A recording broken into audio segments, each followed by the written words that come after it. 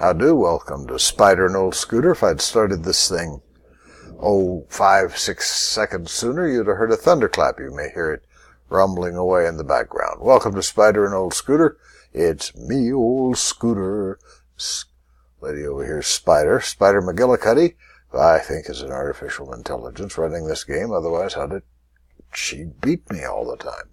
Maybe just artificial. We could not argue about that. Now I have to cough.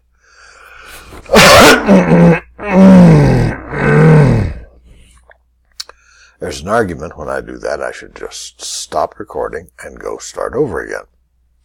But I know you're tolerant. I mean, you must be. It's sort of by definition. Like my pictures, I'll be telling you about them a little bit. This is the What Do People Mean When They Lie edition of Spider and Old Scooter. The spider in question is this game, the iMac default version of Spider Solitaire. They're pretty much the same everywhere. There's a bunch of them. And they have slightly different features, but they're all basically the same. I play the two-suit version. I play it and comment on it, sometimes intelligibly, sometimes in such a random way I have no idea what I'm saying. But I'm trying options here to see. Look, we got some moves. Yeah, that's not bad. Do all the moves staying color on color that we can. Red on red, black on black, etc. It's a gambling game. I don't gamble like I don't do slot machines or poker or heaven knows slot poker or electronic poker or whatever it is, that awful man, that demon who shot all those people in Las Vegas place. What's it called? I don't do any of that. I will play the friendly game of poker sometimes. I saw lightning flash. Did you see it? Stand by.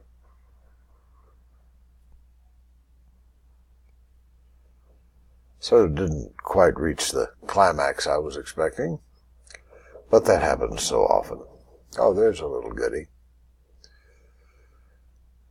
So, out here lately I've noticed something that just blows me away. It's happened, I think it's when the storms are moving from west to east as they cross over the East Mountains, wherein I'm perched, that the thing that always happened in the movies, and I thought never happened in reality, happens all the time. It's happening right now. We just heard thunder, boom, and then rain. Like in the movies made in the 30s and 40s. You know, they're walking around here, crack, boom, sploosh. And I thought, that never really happens. But it's happening here. It's an oddity of the clouds coming over the mountain ridge, I think. Or perhaps it's a message from the heavens. Thank you, Lord. So nothing much is happening here. The theme about what do people mean when they lie has been grinding through my head for the last couple of days because there's so much of it. And I was looking around and I thought, what is the perfect lie? How can I use a lie that's so clearly a lie, everybody knows it? Not said as a joke, not said as anything other than a pure lie for its effect. And the one I thought of was, I was reminded today because the Senate Foreign Relations Committee declared that in fact Russia interfered with the 2016 presidential election and several other elections. Easy for me to say. Here it is. Hear it? Oh, ooh. It's so good playing it. I hear my wife, who is corralling the dogs. They get very nervous. I think it's contagious. One of them's super nervous, and the other two are thinking, man, we should be nervous. She's scared to death. Aha, hear that? The basement's not open. We open the door to the basement, which is mainly underground, thus very quiet. And the doggies, if they're really freaked out by the thunder, go running down the stairs and feel very safe down there. And I think they like going down there because in normal times they don't get to go to the basement. They get their nose caught in a mousetrap. And for other reasons. So, I am going to try these two. I'm just not concentrating tonight, am I? It's this lying thing. I'm really caught up in it.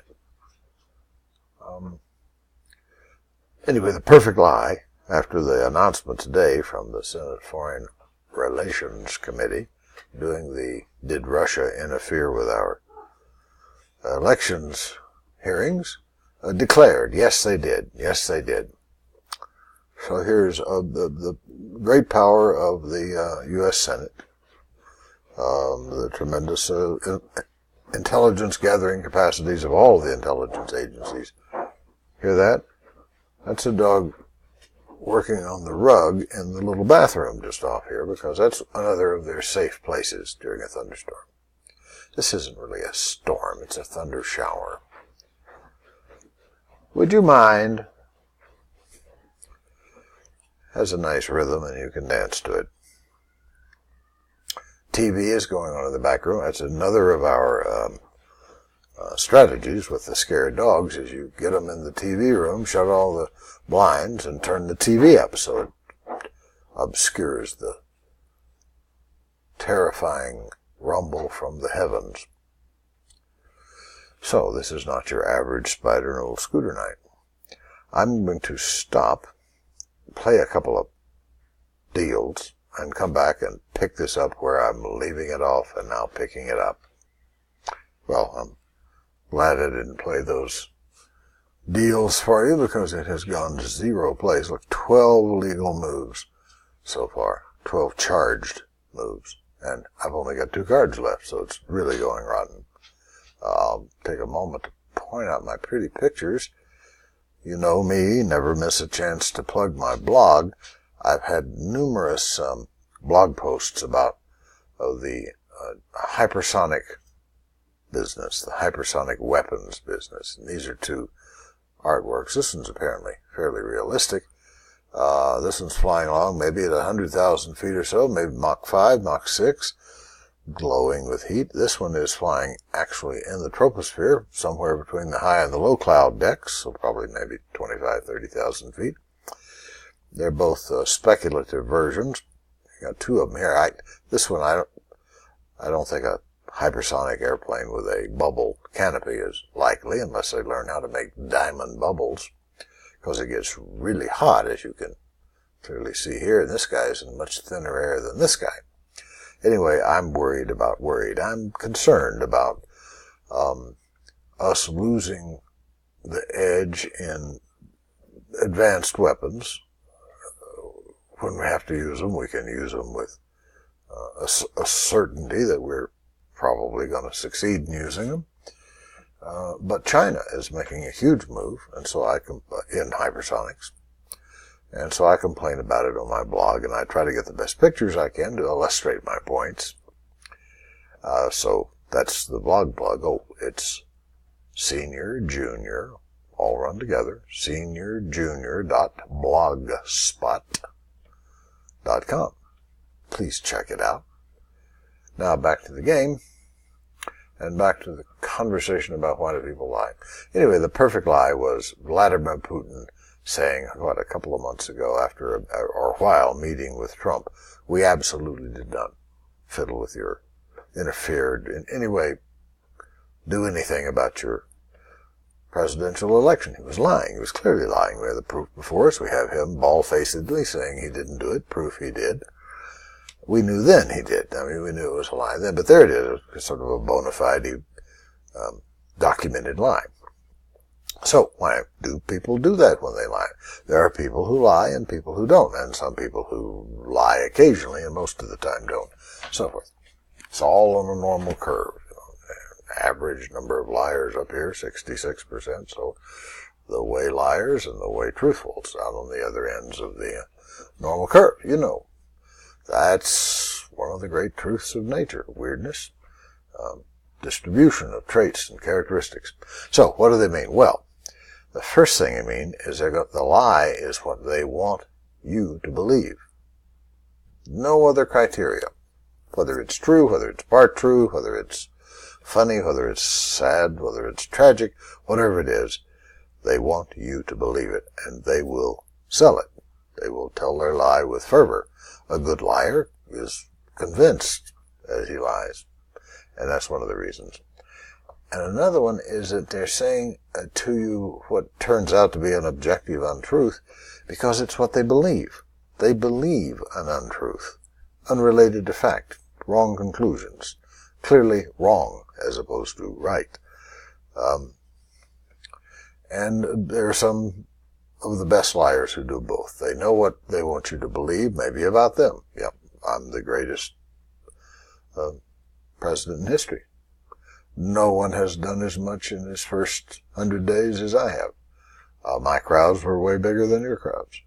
All those sort of Trumpian lies, since he's sort of brought lying to the forefront, it's because it is a combination of he really believes it and he really wants you to believe it, maybe, or some sliding back and forth between that.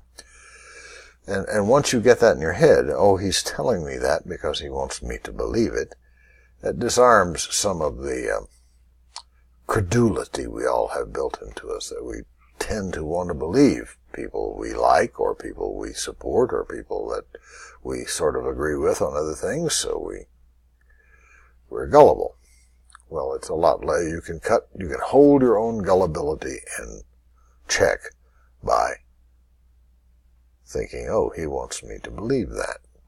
Now, I can work on whether it's true, and I can work on whether it's worth believing, but that's one of his things. Or he really believes it, and since I know it's not true, he must be deep in self-deception, or shallowly, or got his feet wet in self-deception anyway. Non-liars are my favorite. I prefer people who don't lie. And I think it's important that we maintain the honor we give to honesty and truthfulness, because both sometimes are very hard to do. One, maybe I don't want you to believe what I'm going to have to tell you here. It's not going to make me look good, or it's going to make you sad, or but I got to tell you, I am a truth teller. And I think some people are sort of driven to be truth tellers, and some people are sort of driven to be liars. You say, what's doing the driving, Scooter? I think it's genetic. I think it was developed in our long evolution period, way back in our sort of primate days, maybe a few million years ago before we became Homo anything. Because there was survival. Survival positive is what I like to say. Results from being a good liar. Got you out of trouble. Saved your tail on a few occasions, and those people who lied effectively survived in a slightly higher percentage than those who were klutz liars. So, there you go. The other reason, I think, other than being driven to be truthful, is to earn trust. To have people you know or work with or run into in the streets sort of understand you're trustworthy. It's a great value to be trustworthy. A lot of the central pins and bearings of civilization rock around on trust. Well, I trust this is the worst game I've had in a long time. The other reason is that society places a high value on being truthful. If it's good, sometimes I read some things out there and people don't put any value on truth. And I think that's a serious deterioration. Okay, I've gotten all self-righteous here tonight, but I'm going to stick on that. Just remember, if someone's lying, one of the main reasons they lie is because they want you to believe whatever that lie is. I think Trump wants the people in Puerto Rico to believe that, hey, it's not so bad. Have fun. Have some paper towels. Or something. Well, that's it, my dear. I did it again. I cut myself off. Been nice chatting with you. Remember, when you hear something you suspect, always think, that guy wants me to believe that. From there on, you'll be freed. Blessings upon you.